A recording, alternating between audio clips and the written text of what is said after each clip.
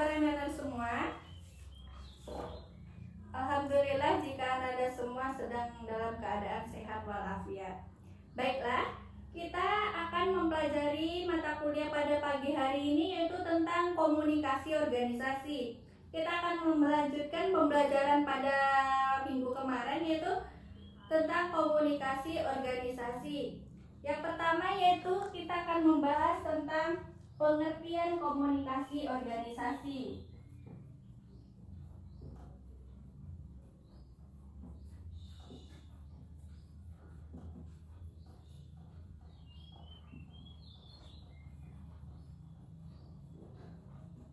Nah, kita akan membahas dulu apa itu pengertian komunikasi.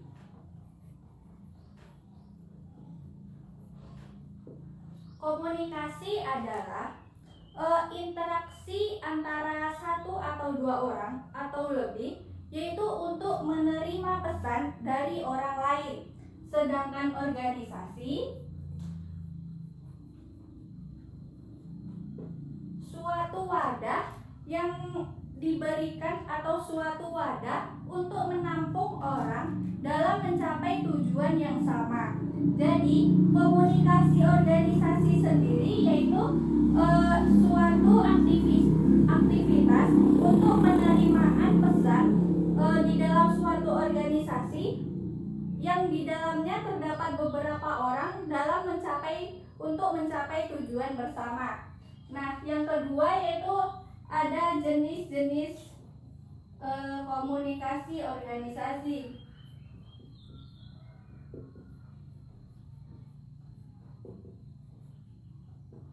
Jenis-jenis komunikasi organisasi ini ada dua, yaitu internal dan eksternal. Apa itu internal? Ya, internal itu yang ada di dalam. Dan apa itu eksternal? Eksternal itu yang berada di luar.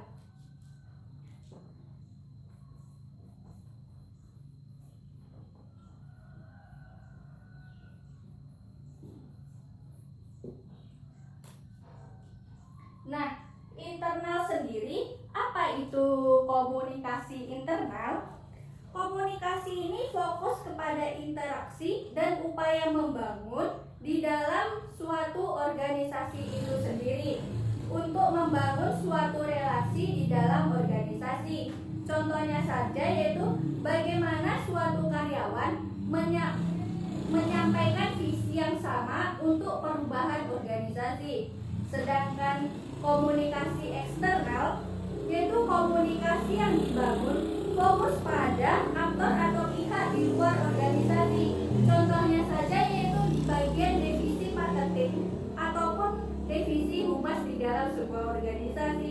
Nah, jika suatu organisasi melakukan event atau kegiatan, maka divisi inilah yang bertanggung jawab untuk mencari sponsor atau donatur untuk membantu dana yang mereka butuhkan.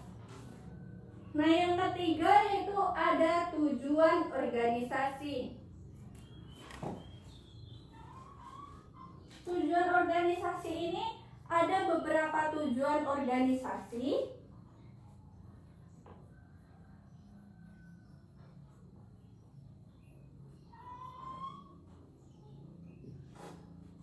Yang pertama yaitu untuk menyelesaikan tugas-tugas individual dalam organisasi. Nah, di dalam suatu organisasi ini tentunya ada tugas untuk seseorang dalam mencapai tujuan organisasi. Nah, yang kedua, mempertanggungjawabkan tugas organisasi.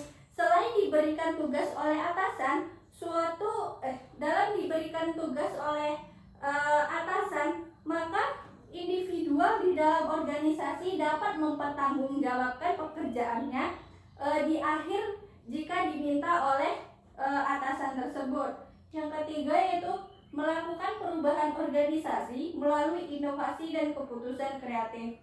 Nah, contohnya saja yaitu melakukan inovasi ini jika perusahaan itu telah lama dan kita baru memasuki perusahaan itu, maka jika adanya peraturan yang masih kuno atau tidak modern, maka kita dapat mengajukan pendapat untuk dapat melakukan inovasi atau perubahan di dalam suatu organisasi tersebut.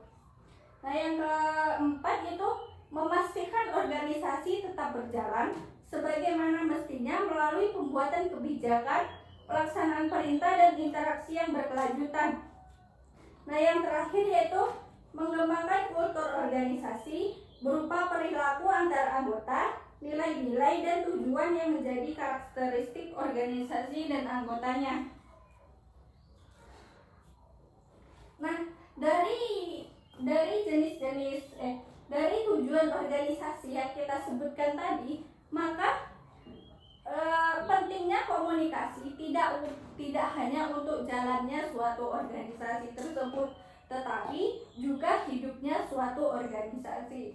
Nah, organisasi bisa kolaps atau hancur jika komunikasi yang kita jalankan tersebut tidak baik di dalam suatu organisasi. Contohnya saja yaitu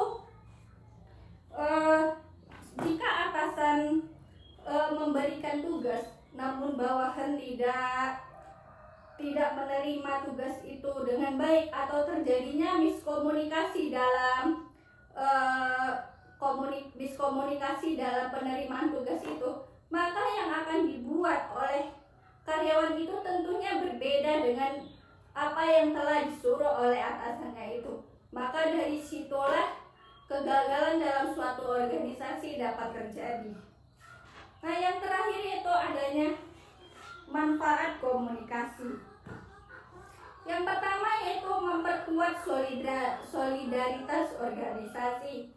Yaitu di dalam organisasi tentunya terdapat banyak orang, tidak hanya kita sendirian sebagai individu yang ada di dalam organisasi. Nah, dengan kitanya bertemu dengan mereka setiap hari, maka terjalinnya kekeluargaan karena kita bertemu dengan mereka setiap hari dan menjalankan komunikasi dengan mereka setiap hari juga. Maka di situ timbullah solidaritas yang kuat di dalam organisasi. Yang kedua yaitu mencapai tujuan organisasi. Tujuan organisasi tentunya tidak luput dari komunikasi itu sendiri.